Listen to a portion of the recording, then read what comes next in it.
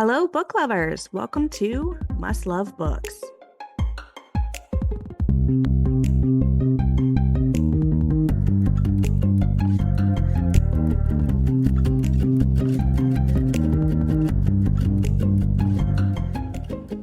Hello, and welcome back to Must Love Books podcast. Today, I am here with Britney S Lewis, the author of the upcoming novel Blood Moon, which is an enemies to star-crossed lovers fantasy romance for fans of The Vampire Diaries, Legendborn, and New Moon. Britney, how are you? I am good, and I'm so happy to be here today. I am so excited to have you on here. When I first heard of your novel was on TikTok and you just said Bonnie Bennett, and I was immediately in. I love that because, yeah, Bonnie is an underrated character who deserved so much more in the Vampire Diaries TV show specifically.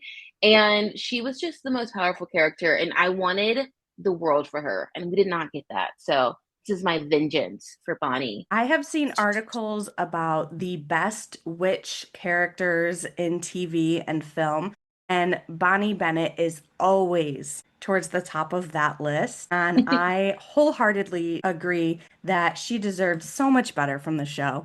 So I'm very excited to hear all about how Bonnie Bennett and other inspirations have led to you writing Blood Moon. So let's talk about it. Yay! Okay, I'm so excited. Let's dive in. So, for anyone who is unfamiliar with your new novel, why don't you start us off with what this one is about, and then we'll go into your inspirations behind it. Okay, perfect. So Blood Moon follows our 18-year-old character, Mira Owens, who is from Timber Plains, Kansas, which is a town known for its legends of werewolves and vampires. And Mira is mysteriously accepted into a university in this town. It's called Lakeland University. And when she gets on campus, she kind of quickly realizes that there might be some truth to these legends because she's one, immediately told that she should be leaving, which she's definitely not going to do because that's just not her. And two, a lot of strange things start happening, like people are reported missing, there's strange animal tracks found all around the town. She ends up finding herself in this very tumultuous, like enemies to lovers romance with maybe one or two of the people on this campus. And she does find out that her family has a lot of dark secrets that tie in to the legends of Timber Plains. She's also caught in somehow the midst of an ancient magical war between these creatures. So she's definitely the chosen one. And it's a very fun ride full of mystery, adventure, and lots of angst and lots of romance. Angst and romance, I feel, are just such a beloved combination. Make me Yeah. all the things. There's so much pining. It was like whenever this book got sold, I told my editor when we first had our call together, I was like, I want to add more angst. I want more romance. Like we need more. And she was like, yes. So it's Not just great. one, not the other, both. We need them. Exactly. Exactly. So obviously we know that Bonnie Bennett was one of your inspirations for Blood Moon, but you have talked about on social media a whole plethora of inspirations that you have drawn from in creating this story. Yeah, honestly, Blood Moon was really birthed out of a chaotic, dead winter for me. I was snowed inside. Like I live in the Midwest, I live in Kansas, and we had one of the worst winters that year. And I remember I wanted to just start watching things because my husband had just gotten a job where he was working a lot of later nights. So it was just me and my dog. And I started watching the TV show Siren, which follows two people that are both in STEM. They're marine biologists. They end up discovering that sirens exist in their little seacoast town in Washington, I think. And they discover this siren. I loved it because one of the main characters, her name was Maddie Bishop. She's a black woman in STEM. She was dating this really cute guy who was also the main character. They both fall in love with this siren and they end up in this like throuple relationship. And I'm just thinking, this is incredible. But then you quickly realize by the end of season one that they're going to kick Maddie out of this relationship. And that devastated me. And then you also quickly realize a pattern of a lot of these sirens who are diverse. Like, I give all my applause to that. But all the black sirens end up being the villains in the show. And that just also drove me crazy. So by the end of like the third season, I was already upset. I was already devastated. And I was so annoyed because I was so excited. And like, mind you, I watched all three seasons within 2 weeks of discovering the show. So like I went into a deep spiral of the show and I was so invested and then so angry by the end of it. So that happened. And then at the same time I started rewatching the Vampire Diaries and I started like really venturing into the lore around Bonnie Bennett and Kat Graham. And I started stumbling upon all these interviews. Like I knew that like Bonnie deserved better in the show, but I didn't know that Kat Graham was treated the way that she was treated behind the scenes. And that like broke my heart because I remember stumbling upon like one of the interviews where Kat was saying that like she was afraid that her character as a whole was going to get cut off the show or something similar to that. And she was saying how at the same time that season one had aired, it was like somewhere through the middle of the season where her grandmother in the show passes away. At the exact same time, her grandmother in real life was in the hospital. And this was like her breakout role for her. She's been in other things, but like as very small side characters. For example, if you've ever seen Parent Trap, she's on the Parent Trap. It was the Yes. smallest thing. Tiny. Okay, yeah, me and my husband were watching that, and he was like, "Is that Cat Graham?" And I was like, "Wait, hold on, let me rewind this." And it was Cat Graham. But anyway, so she's like, in season one of the Vampire Diaries, she's filming. Her grandmother on the show just passed away because they were doing some crazy, intense magic that just like was too much for her body. And then she ends up being off the show for a couple of episodes. And it's never really like explained to the viewers other than like, oh, she's just grieving the death of her grandmother. But even at this point, like we know that Bonnie is Elena's best friend, but we don't know much about her life. Like maybe she lives with her dad, but we never see anything of her dad. We never see much more about her grandmother other than her warning Bonnie about, what's kind of happening to her and her family lineage. And then also we start seeing a lot more about other characters in the show and their families, like Caroline and some of the football players. Everyone gets these main stories, Kat doesn't. All that to say, Kat's kind of freaking out, and she's like, if I want to see on the show, I have to really up my game. And so when she comes back from her leave, she really starts stepping up her game as far as like wanting to be the best character that she can be with what's being handed to her. And she got a chance to watch some of those episodes with her grandmother in the hospital. And that continued to help her pull forward as developing her character of Bonnie on the Vampire Diaries. And that really, really inspired me to continue watching more of these interviews about Kat and all the things that she was experiencing. And then I learned about the whole Julie Plec thing. And like, I was definitely Team Bayman. Honestly, I shipped Bonnie with literally anyone on the show. Stefan, at one point, especially during season one, Damon, Klaus. I mean, there isn't someone that I didn't ship Bonnie with because she really was just that girl. So that happened. And then I think I kind of started watching the Twilight Saga all over again because I had a friend that never watched any of it. She never read the books. She never saw the movies.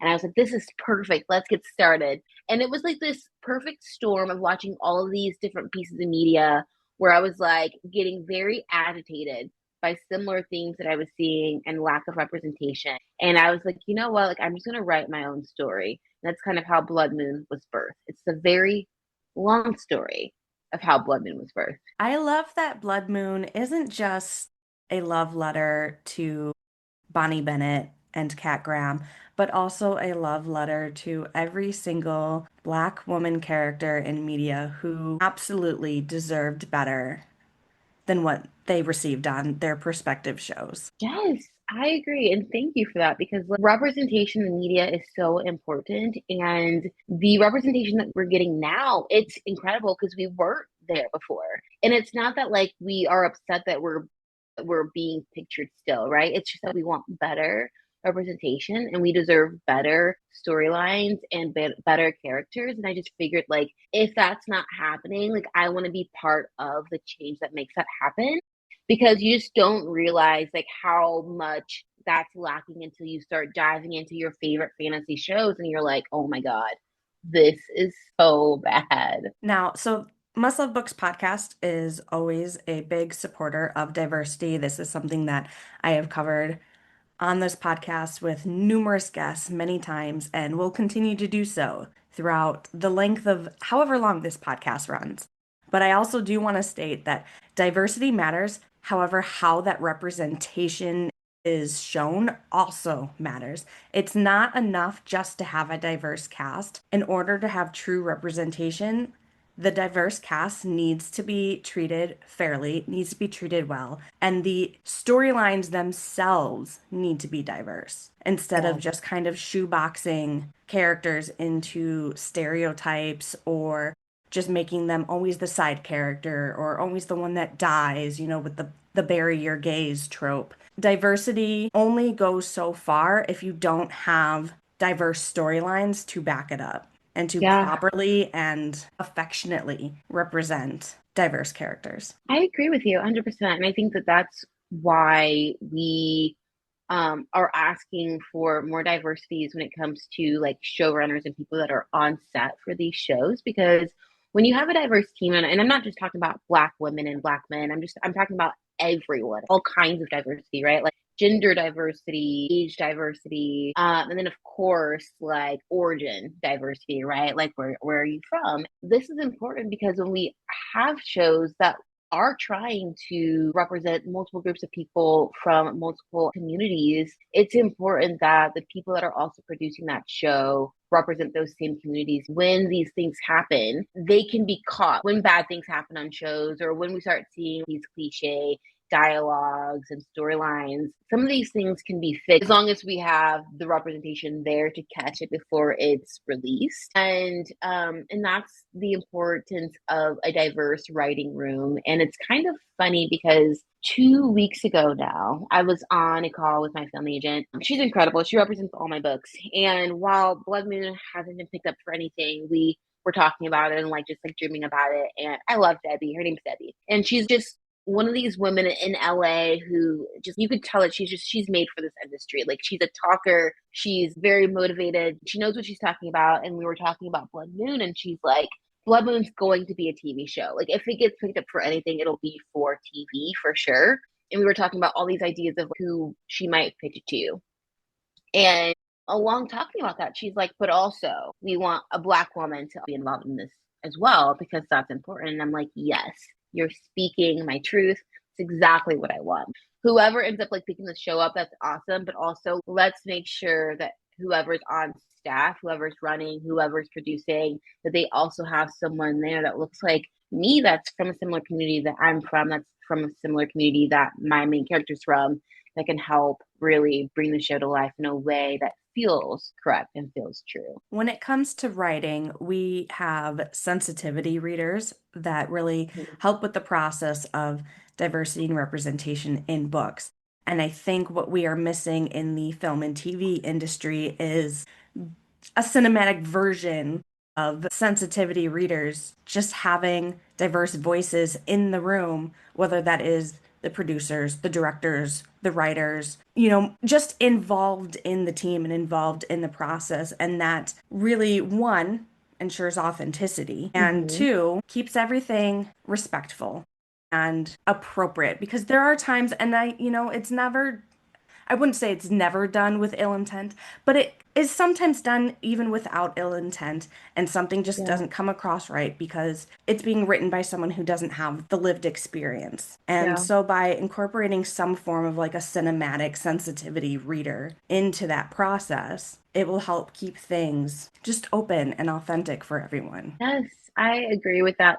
I'm doing fake snaps here because we need that on shows, especially shows that have big fandoms, like Supernatural, for example. I love Supernatural. Oh Like it's yeah. a show about supernatural creatures, and Sam and Dean are both from Kansas, which so am I, and their city is like 30 minutes from where I live. So it's like I ate this show up the moment I discovered it. And also, side note, I just got a shirt that has Sam and Dean inside of like a big heart from Hot Topic. It's my favorite shirt ever. I love that. But like all the other shows I was watching recently, this year I started rewatching Supernatural because I never really finished the last two seasons, and I was like, okay, let me rewatch this. And it's one of those things where rewatching the show, like I know if there's a Black character that's going to come on screen, they are going to eventually die. Like if it doesn't happen within the first 15 minutes of the show as part of the setup, it's going to happen by the end of the show because that is what has been proven over and over and over again, with one exception, which is in season one when Cassie. we meet Dean. Yes, love her life, Cassie. She survives, thank God. Like we Never never heard see from her. again. Like Yeah, she is never mentioned ever again in the series. So, ever again.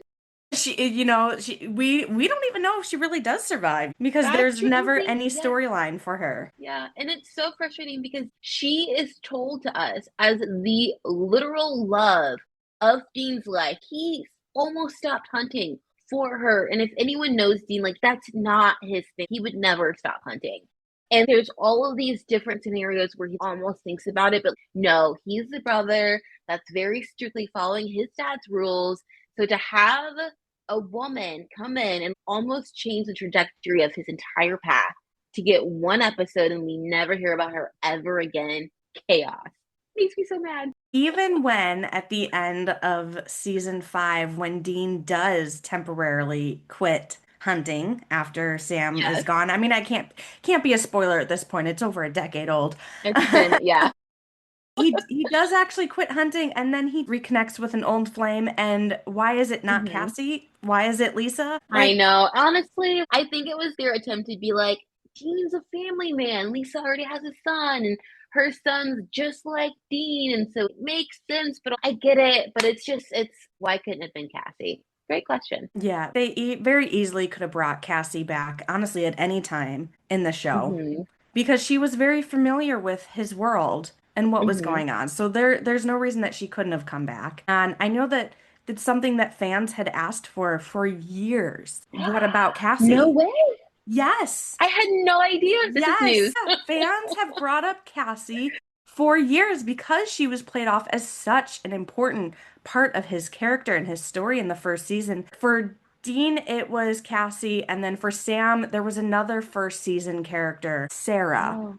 in New York Oh, with the yes, I do pain. remember. Yes, with the painting. Yes. Oh my Mhm. God, yes, Sarah. Yeah. They both had perfect love of their lives in the first season that they could have brought back in because they were both strong female characters who were knowledgeable about the Hmm. supernatural and who could both hold their own in fights against the supernatural. And, I think Sarah gets mentioned briefly one time, 3 episodes later, like, hey, why don't you go call her up again? We're not too Yeah. far. We can make a detour and drive. So they had opportunities to bring these women back, and instead they created new characters.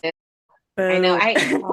Don't get me started. The relationship that Sam ends up in for that small stint of time when he does stop hunting as well, because I think it's because Dean's gone or went rogue or something. There's always something with the boys. And I'm just like, really?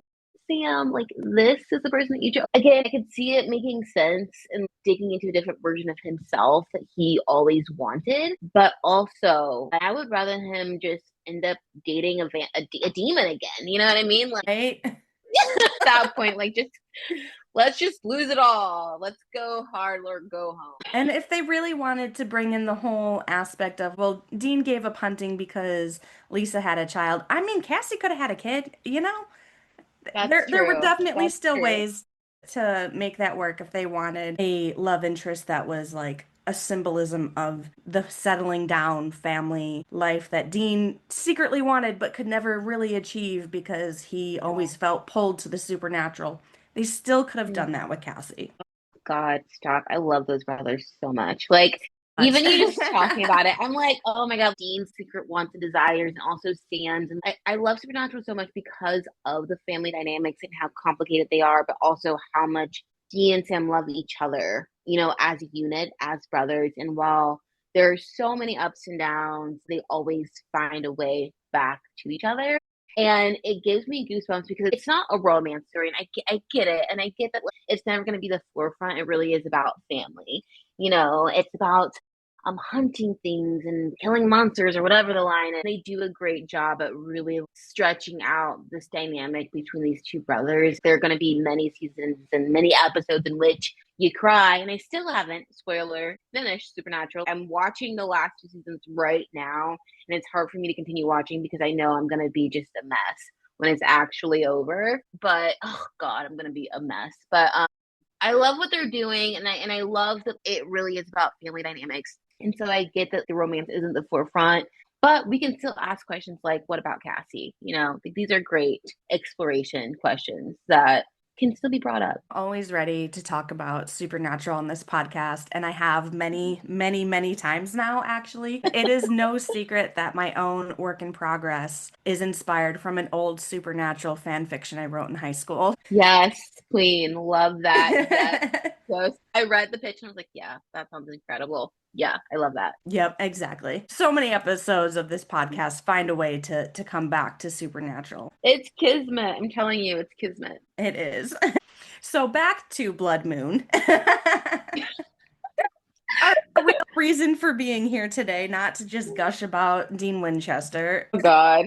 I would love to talk a little bit about what your writing process is like when you approach a new novel, and then we can go a little bit into your publishing journey. Yeah, I love that. Yeah, so it's always chaotic, me starting any novel, honestly. And Blood Moon has been the most, like, first off, it's the only book I've ever written in completeness. I'm saying air quotes completeness because I write very small, short stories, like first drafts. But it's the only book I've written so quickly, like in a month. So generally speaking, like I get a book idea and I'm like, yes, I love this idea. Let's simmer on it a little bit. Let's build a Pinterest board. Let's pin away. Let's gush about characters and their motives and who they are and their inner needs and wants and desires. The dark night of the soul, all that stuff.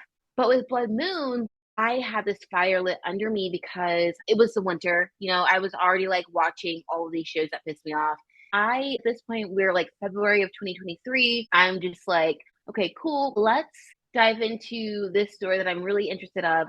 I knew it was going to be called Blood Moon, and I knew how I was going to work it into the main plot. And I sat down and I wrote the entire synopsis of Blood Moon, which is not part of my traditional writing process, but I wrote the entire synopsis within a week. And then I wrote the like first 50 pages after writing the synopsis within that same week. And I sent it off to my literary agent, Caitlin, who is an angel, a literal angel. And I was like, Caitlin, what do you think about this? Like, do you think this is a real thing that could actually happen? Like, do you think this is a good idea? She is a fast reader. She reads it like within probably like a day or two. And she gets back to me and she's like, Brittany, write the story. And I was like, yes, that's all I needed. Thank you. I appreciate that because I wanted to write the story. And we had like my second book, The Dark Place, had already come out. Or I guess it was about to come out. And I did not have an option book at this point with my previous publisher. And so I was like, okay, cool. I'm going to do it. I'm going to write the book. It's going to be exciting. Let's do this. And so we end up I end up writing the story within a month. So I wrote that first 50 pages. Right after that, I was up every morning because I have a day job. I was up every morning about 2 hours before my shift started, writing, writing, writing. And then I was up very late in the evenings, just writing until I fell asleep. And the book was complete by March. And I sent it off to Caitlin. Oh my God, I'm done. Here it is. It's yours. Please read it. And she was just over the moon about it, so excited about it. And together we edited Blood Moon over the process of the summer. I think it was the spring into summer. And then she, bless her heart, gave birth to an incredible baby. She had a whole child in between this while I was working on edits. And then, we eventually went on submission later that fall. But that was my writing process for Blood Moon. I also will say that somewhere in between doing edits, I discovered Plotter, which is a software. It's also available in a browser. It's spelled Plottr. And Plotter is a software that helps you plot out your novel.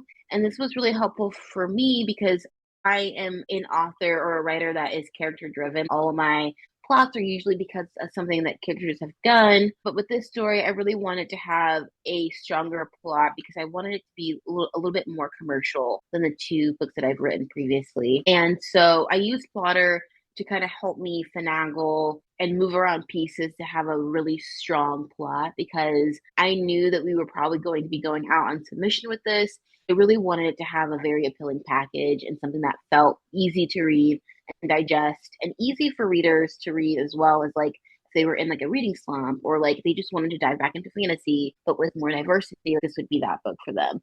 So that's kind of how my writing process for Blood Moon happened. And Generally, I would say something similar to that with my other books, but there's a lot more wallowing or spiraling into self-pity and running into, spirals of sadness and lots of, I don't know how this works. Yeah, all of that. The spiraling and the wallowing are two aspects of the writing process that I absolutely relate to. Okay, good. You're not alone. There's many of us. Yay. So let's talk a little bit about your publishing journey. And I know that you have two previously published novels, The Undead Truth of Us and The Dark Place. So we can touch on a little bit of those as well for anyone who is interested in reading some Britney S Lewis words before Blood Moon releases. Yeah, I love that. And I love my two other book babies that are just out existing in the world, which is just wild. They're just doing their thing, they're living, they're existing. They're on shelves somewhere, I'm sure. But yeah, so my publishing journey starts, oh my God, like years prior to where we are today. And I knew that I wanted to be a published author when I was about 17, 18. So it was 17 when I knew that I wanted to start writing books because I had just finished the Twilight Saga. I was obsessed, Team Jacob all the way. And I was actually in a reading slump, and I did not know that this was a reading slump at the time. I had just finished the series, and I couldn't find anything else that I wanted to read because in my head, I was like, nothing's going to live up to the Twilight Saga. What else am I going to read? I don't know. So I started, like, I picked up my computer and I just started writing my own book, and it was a young adult thriller about this girl in Kansas who like discovers that her boyfriend might be close to these crimes of all these missing girls in the city. And I started writing that when I was 17, and when I finished it, I was like, okay, cool, let's get it published, not at all knowing how the industry works. And so I just dove into all things publishing. I was in the internet, like deep into like publishing pits and holes and figuring out what a literary agent is and what a query is. And so by 18, my senior year of high school, I was sending out query letters for this book that I wrote. And I was sending out lots of query letters, actually, a lot of them in snail mail form because a lot of agents still require you sending it via mail, which also made me have to go to the library and print out 50 pages of words and getting multiple stamps and sending it off to New York and praying and hoping I'd hear back in 3 months. Everything took forever, but it was a very exciting time in my life. And I did that for a long time because that book never got published, obviously. It was something that just like was my very first book. I was excited about it. I learned about querying, I learned about literary agents, I learned about traditional publishing. Eventually, I went off to college and I wrote three other books that never saw the light of day as well. I queried all of them, lots of rejection letters. Like, I don't know, there's probably like hundreds of them in my inbox, I'm sure. And when I graduated from university, I was working some random job that I was working, and I entered a Twitter pitch contest. It was called DV Pit, which was for diverse books in the industry. They were hosting entire days for authors that were in diverse groups to be able to pitch their stories in one line or 60 characters as it was back then. And agents would be on the internet at this exact time and they would be able to your tweet. And if they liked it, you could send them over your query letter, yada yada yada. So at that time I had a book that I loved. I was like on Twitter, I was pitching it. I got 2 whole likes and I was like, yes, this is great. I'm going to submit it to these agents. One of the agents ghosted me. The other agent responded back to me. Spoiler alert, this ended up being a SME agent, but I had no idea. A SME agent, for those listening, is a shady agent. So an agent who does represent people, but they don't have the best business ethics. And they ended up offering representation immediately. And I was signed with this person for a little over a year.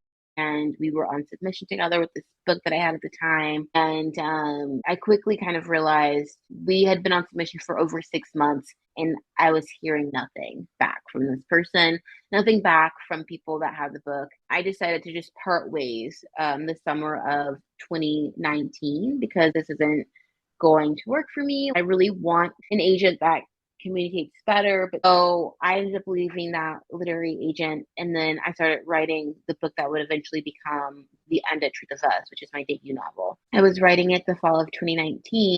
And I just had this idea of this girl that could see zombies, but no one else could see them. And that was going to be the hook for the story. But I knew that I wanted it to be this fun literary fiction. It was more like emotionally sad literary fiction with fun prose, quote unquote, but also within this horror story that this girl was experiencing in her own personal life. And I finished The End of Truth of Us by the spring of 2020. And at that point, we were on lockdown, and I had so much access to the internet. And we just so happened to stumble upon another Twitter contest, the exact same one. It was DV Pit. And I was like, you know what? I'm going to pitch my story for The End of the Truth of Us. And I pitched it, and this one just ended up taking off. I got so much traction.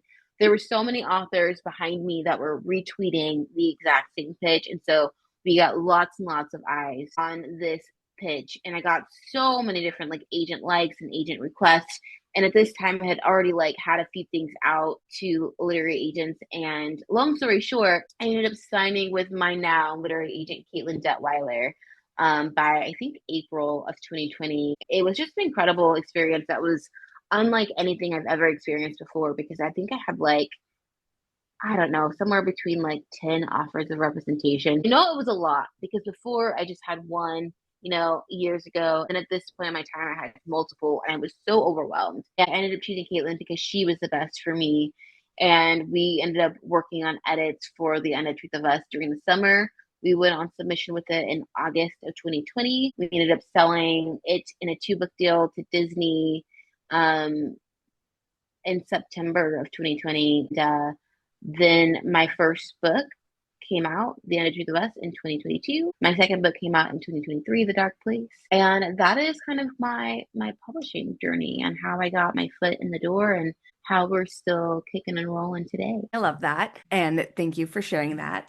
So I just want to let our listeners know we are here today promoting the pre-order campaign for Blood Moon. This is me officially asking you, hey, go pre-order Blood Moon by Britney S Lewis. If you Yay. haven't done so already, and if you haven't gotten that this is what we're here for today. In the meantime, if you want to check out some of Britney's writings of her incredible characters and listen to her beautiful, beautiful voice, or read her words, I should say, check out The Undead Truth of Us or The Dark Place from her backlist. Blood Moon releases in September, September 9th. So we have plenty of time to pre-order, and I want to thank all of our listeners for joining us on this pre-order campaign. Yay. Yeah, I'm so excited about Blood Moon, and like I'm so incredibly like blessed to be where I am today. And Blood Moon has been by far the only book of mine that has gotten, I think, so much just early excitement and readers really tuning in. And honestly, I just feel I have a world of thanks for the readers that are excited about Blood Moon, who've been talking about it and who have been really pushing it. And people like you who've been like, come on my podcast, let's talk about it. It's just been an incredible experience so far. And it's very much unmatched to anything I've experienced in the past. I have received an early digital copy, an ARC for Blood Moon, and I am absolutely loving it. I Oh my am God. truly, truly enjoying this book, and I really do think that a lot of readers are going to love this one. Seeing all the hype before there even was a pre-order announced. All that hype has been just so incredible, and I want to just give you a huge congratulations on that. And it really just goes to show the power of social media. It has created a whole readership base, and we are all so eagerly awaiting this novel. And I just can't wait for everyone to get a copy. Yeah, I am like, again, I pinch myself having a couple of videos go viral about the premise of Blood Moon. And I know that like Vampire Diaries has been such a big like for me. Like when I was writing Blood Moon, and this is not an exaggeration at all. I honestly wasn't really even thinking about the Vampire Diaries when I was writing it. I knew that like I wanted vengeance for Bonnie, like I wanted a black character, but I wasn't thinking about the plot of the Vampire Diaries or the show of the Vampire Diaries, I was writing on behalf of characters that I wanted better.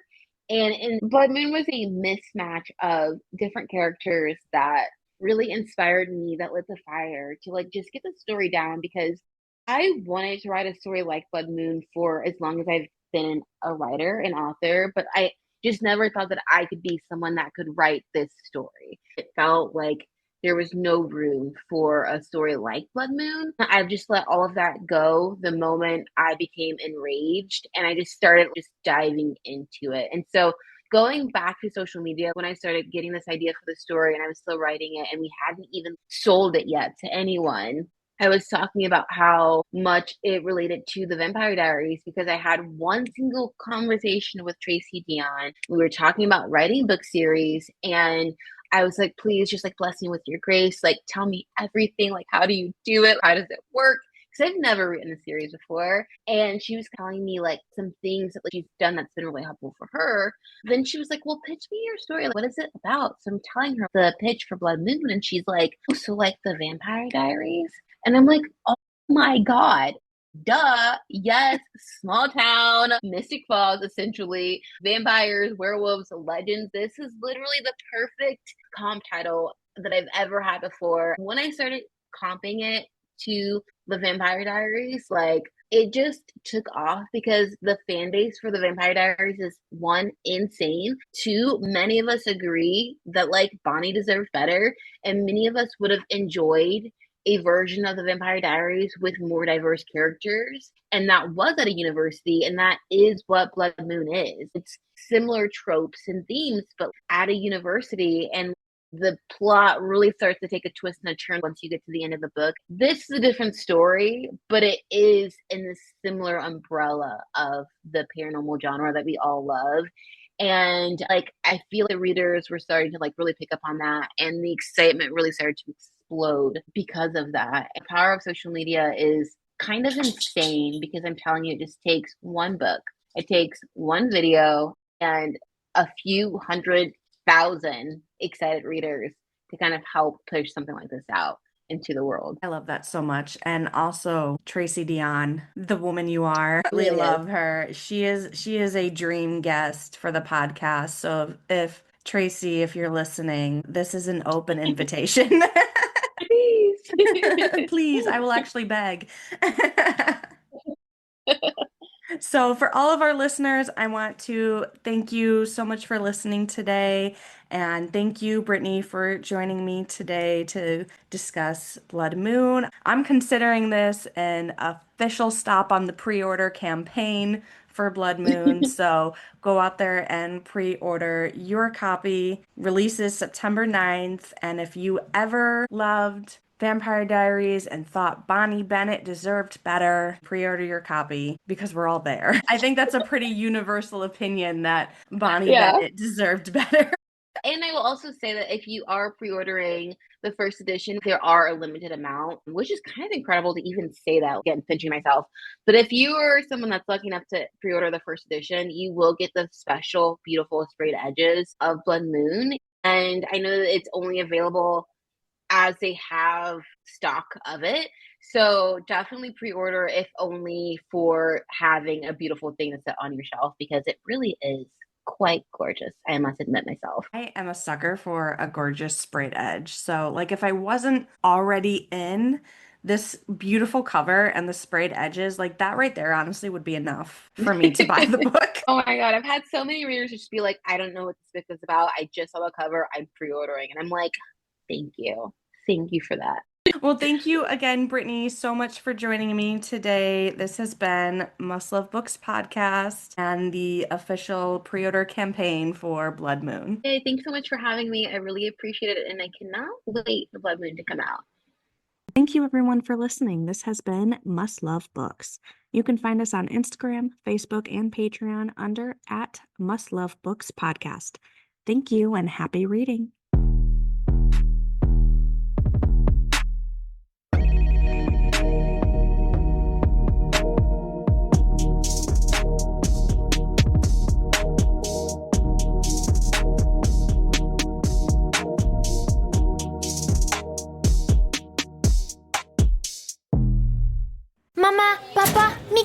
crece a un ritmo alarmante y la ropa que me compren ahora me quedará muy pequeña muy pronto. Pero su billetera no tiene que sufrir por la moda con los precios bajos de la vuelta a clases de Amazon.